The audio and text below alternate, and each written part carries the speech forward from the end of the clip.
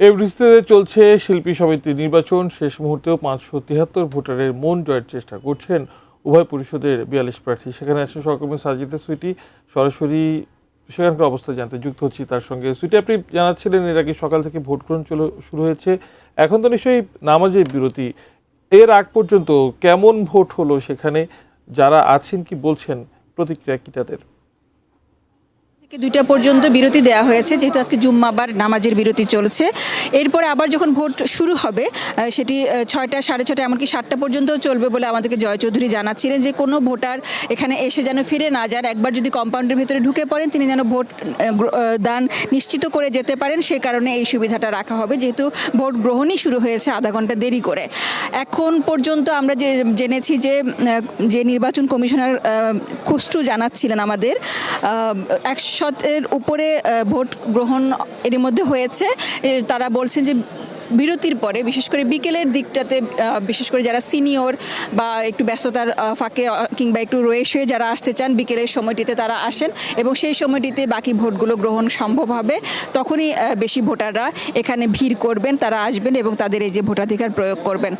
তারা সবাই, নির্বাচন কমিশনার বলছে যে তারা তাদের প্রত্যাশা অনুযায়ী যে চেষ্টা করেছেন ভালো একটি পরিবেশ রাখা, সেটি নিশ্চিত করতে পেরেছেন।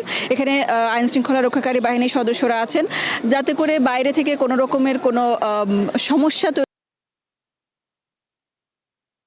কোনো কিছুতে যেন এখানে নির্বাচনের পরিবেশ নষ্ট না হয়, সে কারণে নির্বাচনের আইন শৃঙ্খলা বাহিনীর যারা রক্ষাকারী তারা এখানে সকাল থেকেই তৎপর আছেন। এবং আমরা গতকাল রাতেও আমরা দেখেছি যে এখানে বুথগুলো ঠিক করা হয়েছে।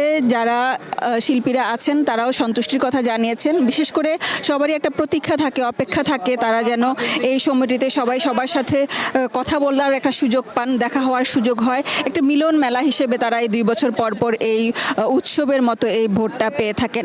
যারা শিল্পী আছেন, কলাকুশলী আছেন, সবারই প্রত্যাশা থাকে যে এই যে যারা নির্বাচিত হবেন তারা যেন তাদেরই সুখ দুঃখের কথাগুলো বলেন, কাজের পরিবেশ সুনিশ্চিত করেন, এটা তাদের চাওয়া থাকে এবং সেই চাওয়াগুলোই পূরণ করবেন বলে যারা ভোটে দাঁড়িয়েছেন, যারা প্রার্থী তারা বলছেন। 2টি প্যানেলের কথা আমরা এরই মধ্যে জানিয়েছি। তাদের কথা হচ্ছে তারা হয়তোবা পরিষদ 2টি, কিন্তু তাদের মন মানসিকতা, তাদের কোনো ভাগ নেই, তাদের চাওয়ার ব্যাপারটা একদমই মিল আছে। তাদের সবারই চাওয়া এই ইন্ডাস্ট্রি যেন প্রতিষ্ঠিত হয়, যেমন প্রতিবেশী রাষ্ট্রগুলো বা যারা আছেন তারা যেমন ইন্ডাস্ট্রি হিসেবে গড়ে তুলতে পেরেছেন সেটা যেন বাংলাদেশে হয়, এবং যারা শিল্পীরা আছেন তারা যেন কাজের সুন্দর স্বস্তিকর পরিবেশ পান সেটি তারা সুনিশ্চিত করতে চান। বিশেষ করে এবার নতুন সরকারকে তারা বলছেন যে সংস্কৃতিপ্রেমী সরকার, তারা এরই মধ্যে সেই রকম লক্ষণ দেখেছেন, এই কারণে আরও বেশি আশাবাদী হচ্ছেন। তাদের প্রত্যাশা সরকারের সঙ্গে মিলেমিশে কাজ করে যা কিছু সমস্যা আছে চলচ্চিত্রাঙ্গনের সেগুলো দূর করা সম্ভব হবে, এবং সম্মিলিতভাবে কাজ করলে সবার সাথে বনিবনা ভালো রেখে তাহলে শিল্পীদের যে অধিকারগুলো সুরক্ষা সেটা সম্ভব হবে। কোনো শিল্পী যেন দুস্থ অবস্থায় না পড়েন,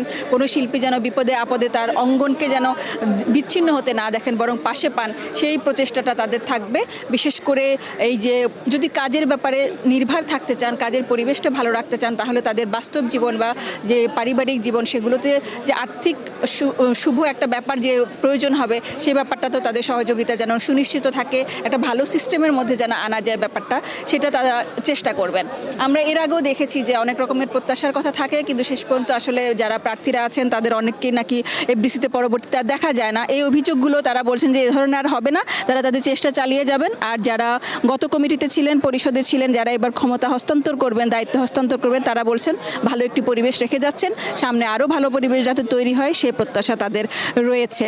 এখানে যা কিছু সমস্যা আছে সেগুলো দূর হয়ে যাবে এবং শিল্পী কলাকুশলীরা ভালো পরিবেশে কাজ করবেন এবং চলচ্চিত্রাঙ্গন আবার সুদিনে ফিরবে। ভোটের এই সময়টিতে এসে সবারই একই রকমের প্রত্যাশা, একই রকমের চাওয়া।